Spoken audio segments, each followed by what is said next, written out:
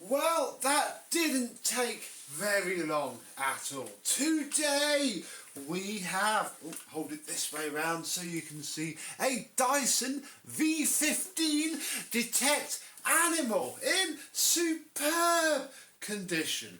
It's in for some repair and a refurb. The refurb being needed because of the repair, and I'm pretty sure this probably is still under warranty, but there's no way Dyson would touch this to the degree that we will be fondling this very expensive, very new, cutting-edge machine. Look, it's got a very confused particle counter because there is a substantially important part missing from this machine, which I think we're going to throw away and buy a new one of. Let's have a look, check this modern, expensive pile of Chinese trash out, and see if all we need is a new scraper ring.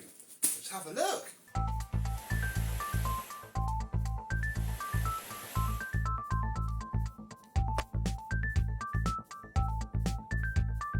Yes, hello, my vacuum cleaner and Dyson chums. How are you today? This is one of two machines that the same lady dropped round. Here is a very boring in comparison Dyson V8, which has similar issues to this machine. But we're probably not going to be looking at this V8 too much. This is just a simple strip it apart, wash it and put it back together, as mostly is this. Now, what is in this bag is a very common part to fail, usually through no massive fault of the owner, although I guess you could argue it is, because this is, what have we actually got in here? Really open.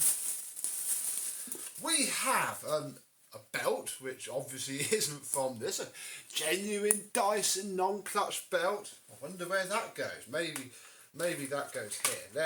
Let's fit the belt to the head. There we go. We'll save that for later. Yeah, this is the remains of the shroud scraper ring, and yeah, there it is.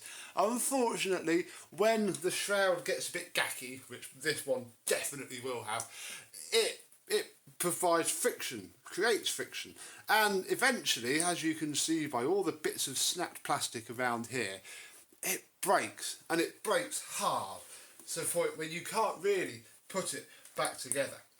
The machine itself is in pretty terrible condition really, although luckily the bin stop, which is actually a little bit bigger on these than the older ones, which sits there, so that's obviously an improvement for a start on the old ones. Yeah, the scraper ring that scrapes up and down here, and there is nothing really left, I guess.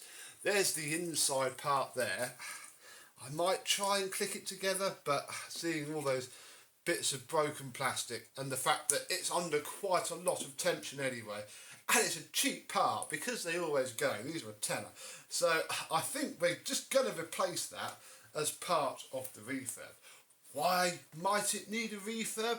Well, it's probably partly due to that, although probably not fully actually, because all that does is sit up there and go up and down when you empty the bin. It's not quite as important as I might have made it out to be. Lady doesn't quite know how these have been used. I don't think she's the only person to have used it, and judging by the state of the Dyson V8 and the state of this filter, they've been used for DIY, which is a bit of a shame. And in fact, yeah, the dirt is just falling out of here. Look, if your Dyson rains out dust from the inside, it's probably not much good for it.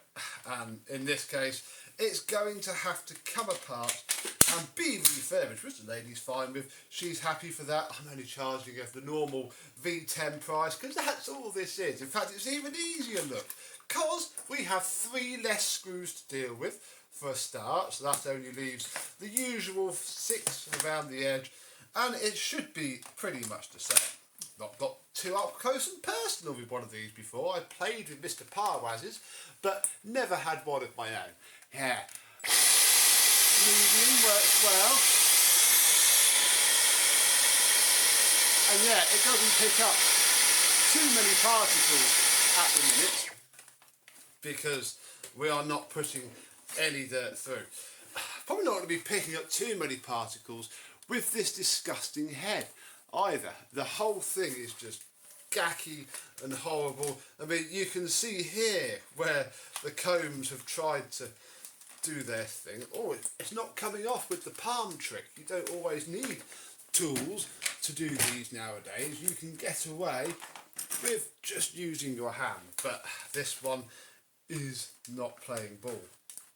So we'll rotate that. It's half turned with a completely inappropriate implement to do it with. Oh gosh, pull it out. And yeah, look, it's doing what my V11 did, which is pack out all of this with fluff and gunk and oh gosh, that's terribly packed in there. And obviously on mine it broke the little retaining ring. Can also now see, oh you can't now see, hang on, click and on.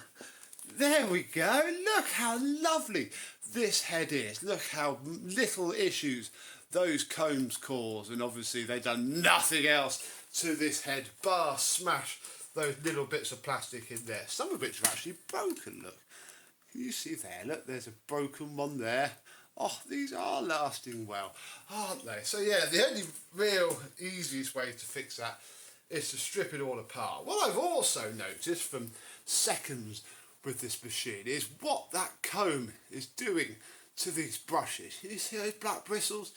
And indeed the red ones, although not to the same degree. I mean, if we use this V8 as a comparison, which also isn't going to release its brush roll in the usual manner, there we go. Oh, look, because also, look, things never change. They probably just don't bother to do anything about it. Yeah, this is sort of how they normally wear. I mean, it's fairly even. This generation onwards don't really shed the black bristles like the earlier, now vintage ones do. But yeah, this, oh look, it's just cutting all of the bristles apart, and who knows how long that's going to last. Oh yeah, look, there's just crud absolutely everywhere. And again, I'm sure if we lift this one off, yeah, no different at all. So some things never change. Dysons will do a Dyson, and well, we've obviously got to the point now where little old me is getting these things in. I mean, we'll have an outsize next. They're very new, aren't they? We're getting these things in already. Annoyingly, we have an tool as well, but it's a tool that shouldn't really be used on this tool holder because it pushes it off the wand. But there's not a lot we can do about that really, because that's the only tool we have. So yeah, really, a nice modern Dyson for a project. I'm not going to film the refurb on this. I shall just give you a nice after video of maybe the pair of these, because hey, we're holding them in, you know, this probably is £1,000's worth of vacuum cleaner.